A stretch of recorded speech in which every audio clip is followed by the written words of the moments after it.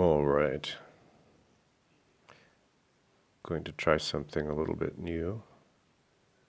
Instead of seeing my face, you can see the text directly. Got it. Okay. The very Holy Trinosophia. This is the book I've been reading from, of Le Comte de St. Germain. Parallel French and English text with commentary material, Manly P. Hall. And let's see, where were we? Remember this? The man who does not die. That's what's alleged. Le Comte de St. Germain, someone who does not die, according to esotericists.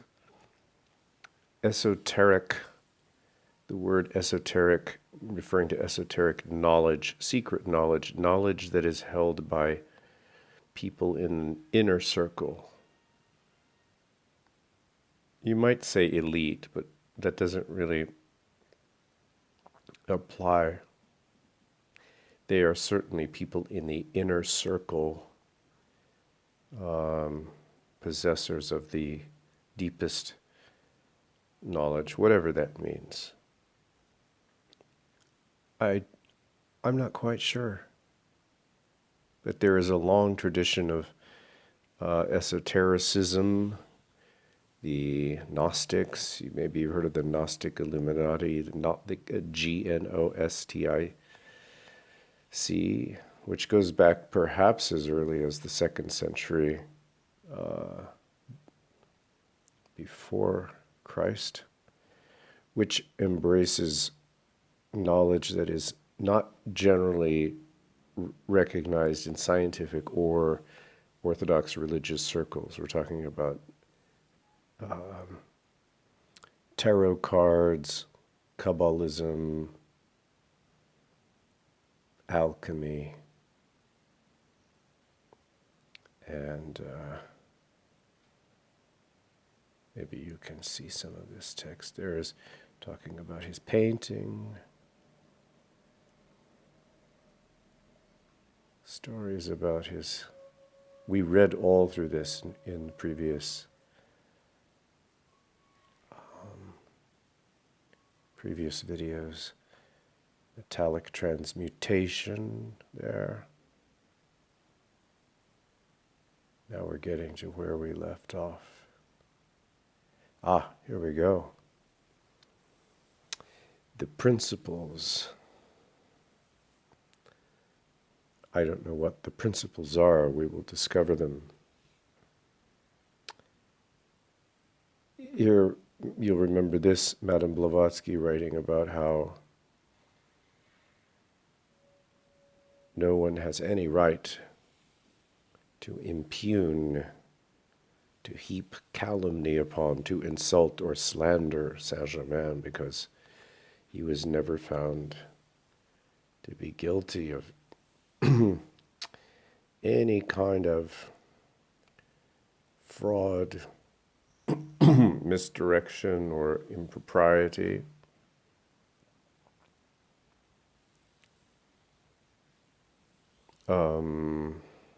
And she defends him very vehemently. Over the top, in my opinion. Over the top. She's over the top. Malicious lies, she says. And Manly P. Hall says, there's been many examples of people who have turned base metals, turned silver into gold.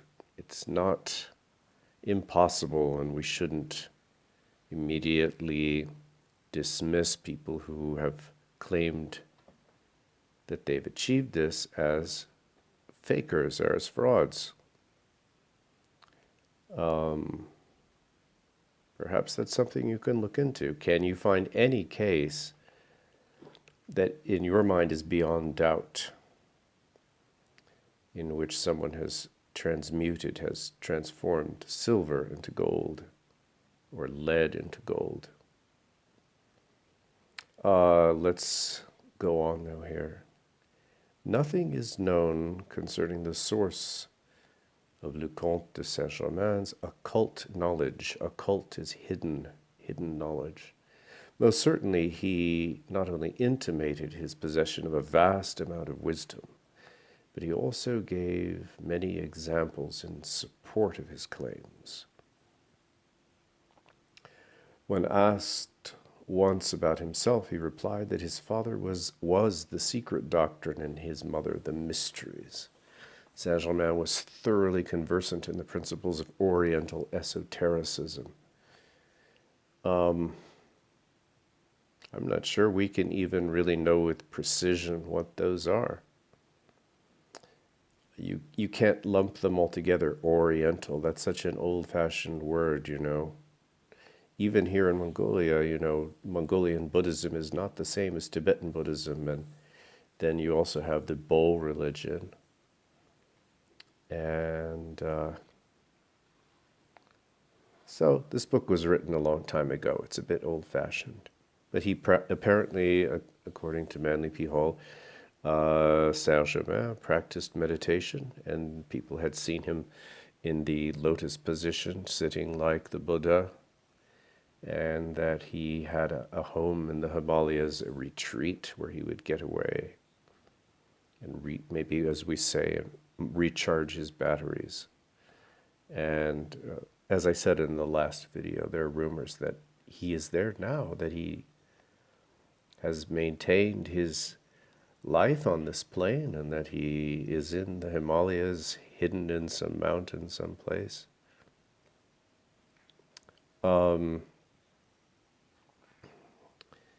Then it talks about Rosicrucianism, the Rosy Cross, central to which this was also an esoteric movement.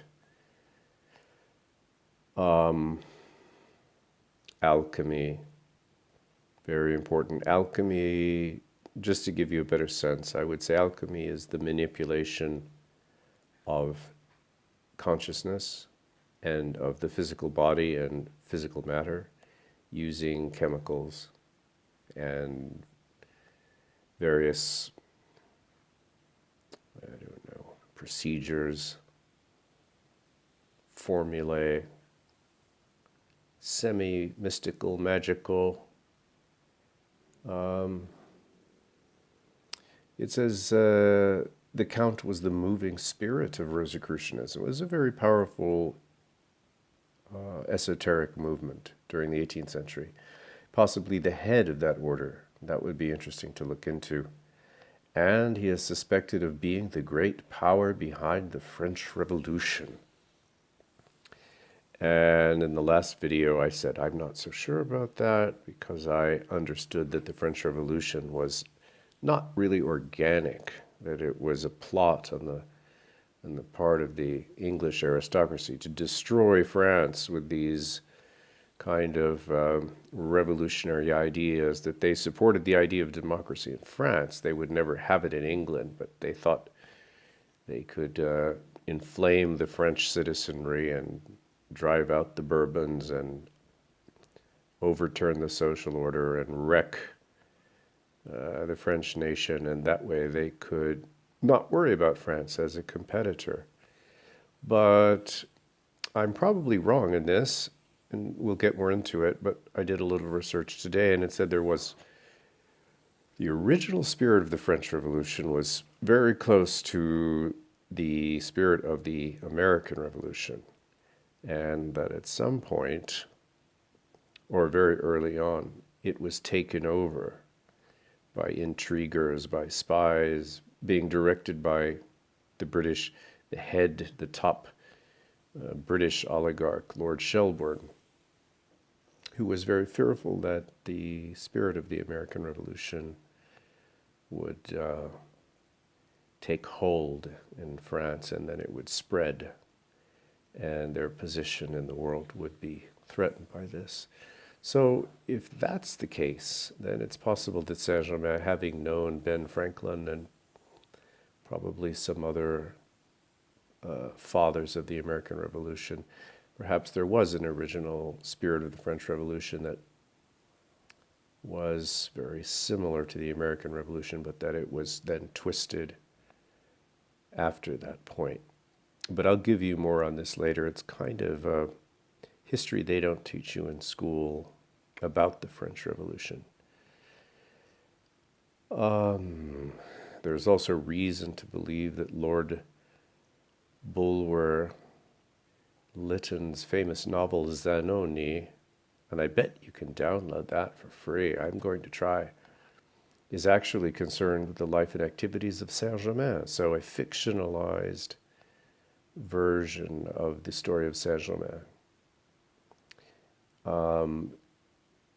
What would be the motive for fictionalizing it? Why can't he just write an outright biography of Saint-Germain?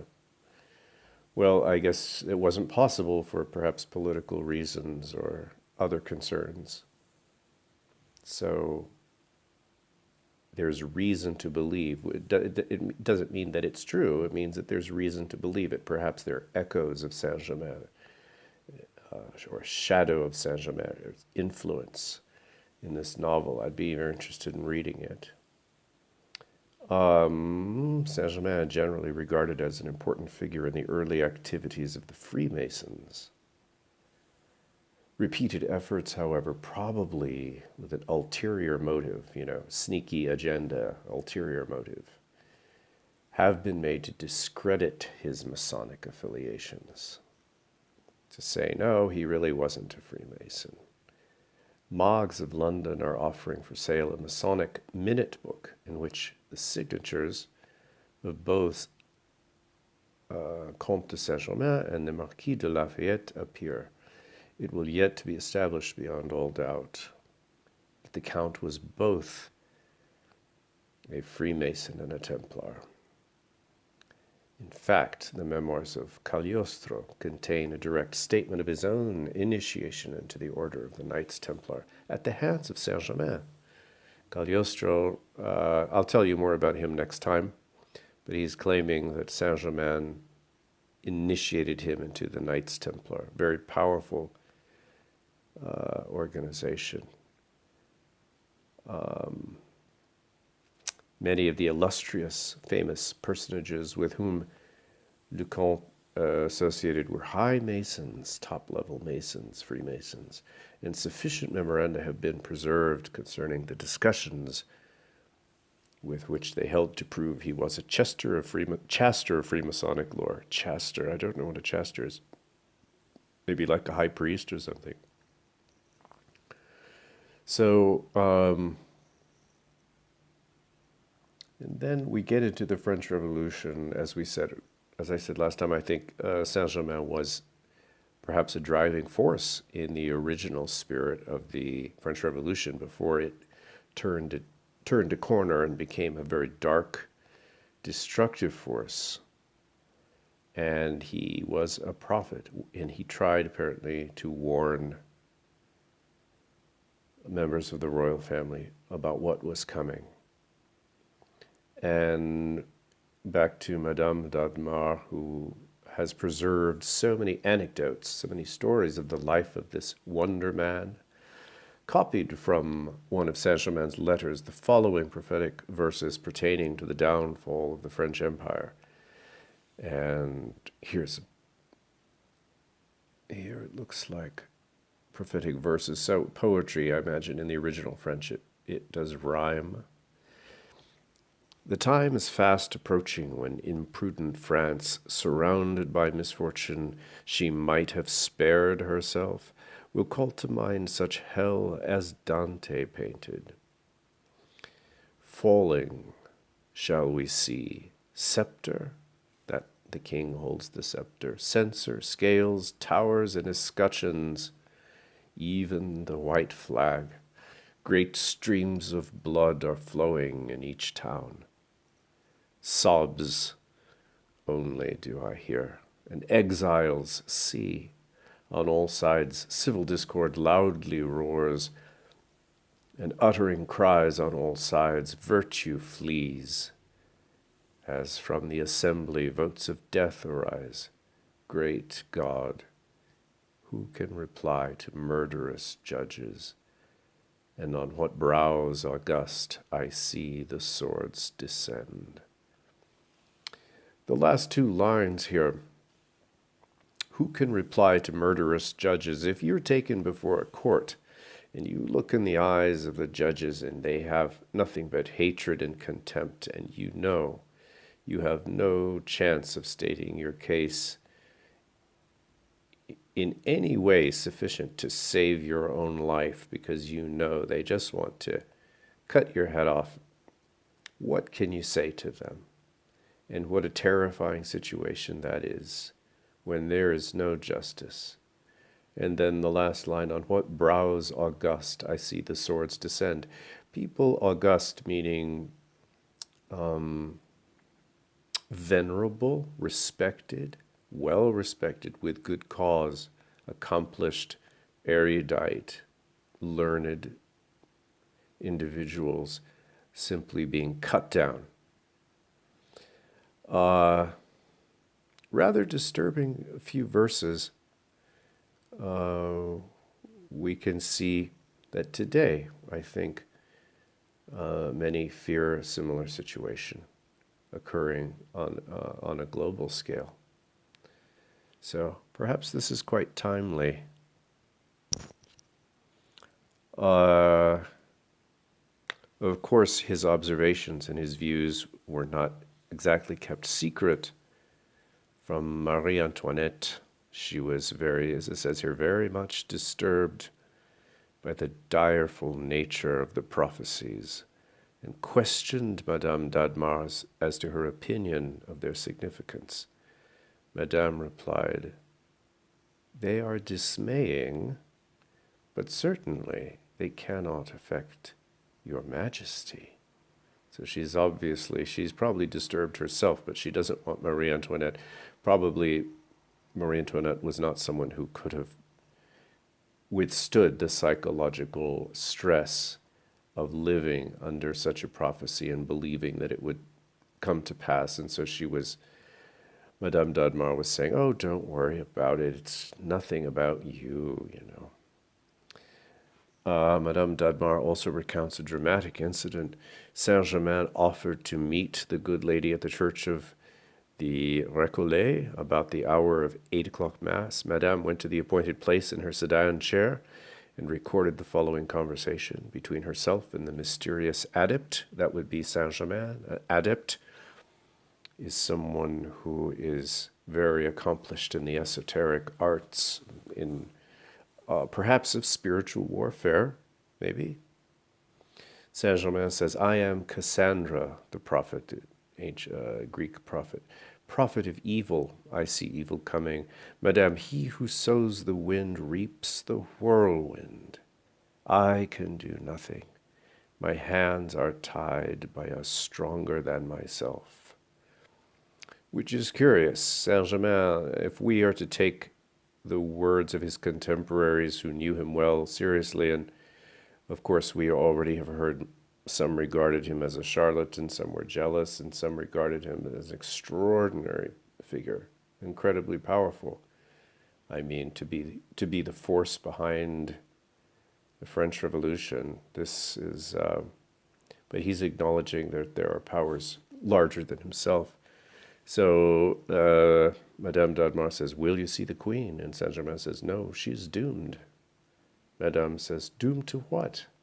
Saint-Germain says, "Death." And Madame says, "And you too?" Saint-Germain says, "Yes." Like Cazotte. Cazotte was a very popular writer, a French writer of the time, who was also a bit of a prophet, and he was executed by guillotine. "Return to the palace, tell the Queen to take heed of herself, to be careful, to watch out, that this day will be fatal to her." And Madame says, "But the Marquis de Lafayette?" And he says, "A balloon inflated with wind. That's all he is. Even now they are settling what to do with him, whether he shall be instrument or victim. By noon all will be decided. The hour of repose is past, and the decrees of Providence must be fulfilled. And the Madame says, what do they want? What do they want? Saint-Germain says, the complete ruin of the Bourbons, that is the end of the destruction of the French monarchy. They will expel them from all the thrones they occupy, and in less than a century they will return in all their different branches to the rank of simple private individuals. France, as kingdom, republic, empire, and mixed government, will be tormented, agitated, torn. From the hands of class tyrants, she will pass to those who are ambitious and without merit.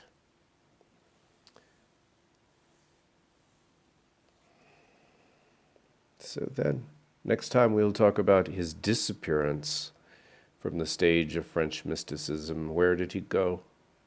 Rather mysterious transition. And thank you for joining me. This is an interesting new method. You can see the words, you can hear my pronunciation. I hope it helps. Let me know what you think. Take care.